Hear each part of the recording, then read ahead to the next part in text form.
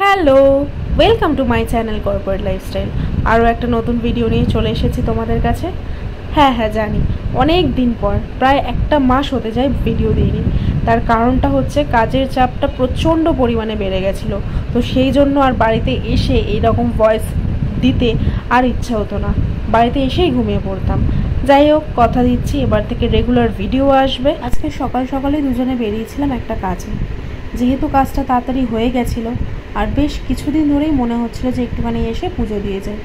যাই হোক, সুযোগে সদ্ব্যবহার, সময় যখন পেয়েছি আর দেরি করিনি, দুজনে একদম চলে এসেছে বড় কাছারি। এসে তো দেখি একদমই ফাঁকা, আর বেশ গোনা গুটি কয়েক লোক আছে। একদম তো ফাঁকা মন্দির কোনো সময় থাকে না, সে লোক আসতেই থাকে, কিন্তু তুলনামূলকভাবে অন্যান্য দিনের তুলনায় অনেকই ফাঁকা। আর খুব সুন্দরভাবে পুজো দিয়েছি, না ভিড় ভাড় ধাক্কা ধাক্কি কিচ্ছু না। কি বিশাল বড় গো! আর এই পুকুরে সবাই স্নান টান করলে তো ছবল দিয়ে দেবে। হ্যাঁ,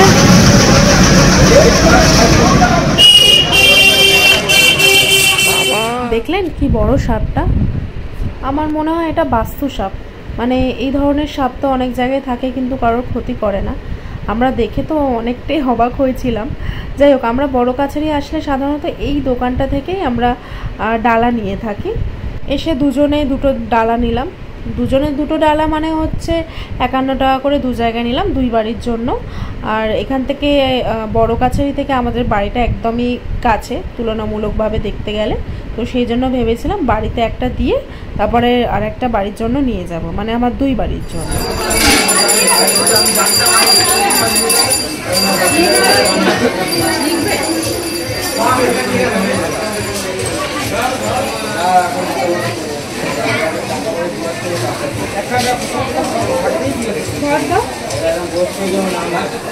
ওটার মতো ফুল নেই গো, তুই ফুলটা দিচ্ছ না দাদা, একটু তাজা ফুল দাও, সব তো ভেবে একদম শেষ।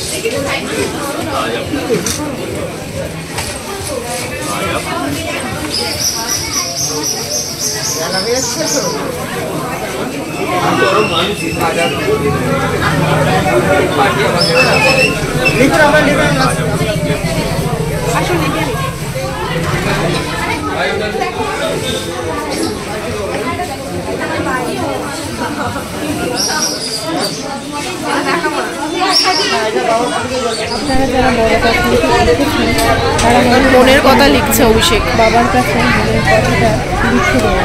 এই আমার মনে আছে আমি যখন ছোট্টবেলায় আসতাম তখন বাবাও নিজে লিখে আসতো, মাও নিজেকে লিখতো, কেউ কাউকে কিন্তু দেখাতাম না বা কেউ কারোরটা কিন্তু লিখে দিত না। তো মনের কথা, নিজের কথা বাবাকে জানানো হতো, তারপরে আমরা একটা লাল সুতো দিয়ে বেঁধে দিতাম। এটাতে আমি অনেক বিশ্বাস করে এসেছি ছোটোবেলা থেকে, আর ঠিক এখনও সেম।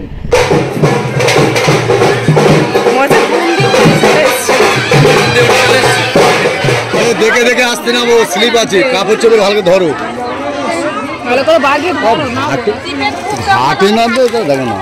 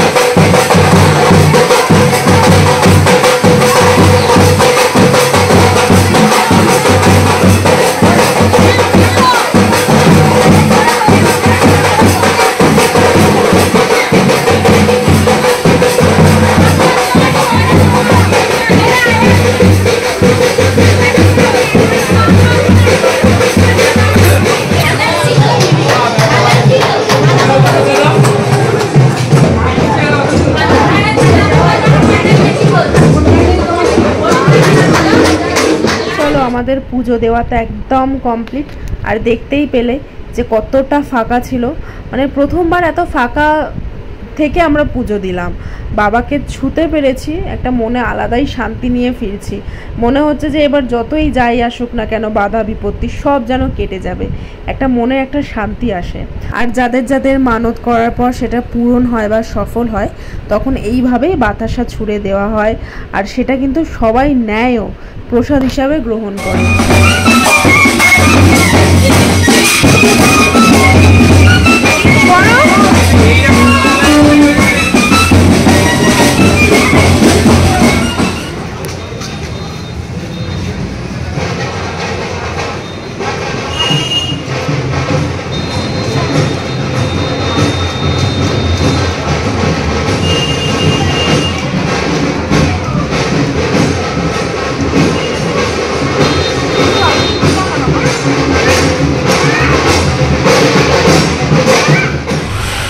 পুজো দেওয়া কমপ্লিট, হঠাৎ করেই চলে এসছে, পুজোটা দেওয়া হয়ে গেছে। অভি এখন আবার এই পুকুর পাড়ে এসছে সাপ দেখার জন্য। এই যে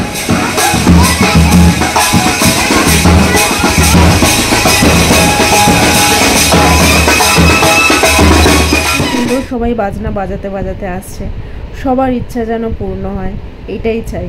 চলুন তাহলে আজকের ভিডিওটা আমি এখানেই শেষ করছি। আমার ভিডিওগুলো কেমন লাগছে সেটা অতি অবশ্যই জানাবেন, ভুলবেন না কিন্তু। আর যদি কেউ বড় কাছেরই আসতে চান, কিছু যদি জানতে হয়, সেটা আমাকে কমেন্ট করবেন, নিশ্চয়ই বলে দেবো। আজ তাহলে ভিডিওটা এখানেই শেষ করছি। ভালো লাগলে একটা লাইক, কমেন্ট এবং শেয়ার করে দেবেন। আসি তাহলে, টাটা।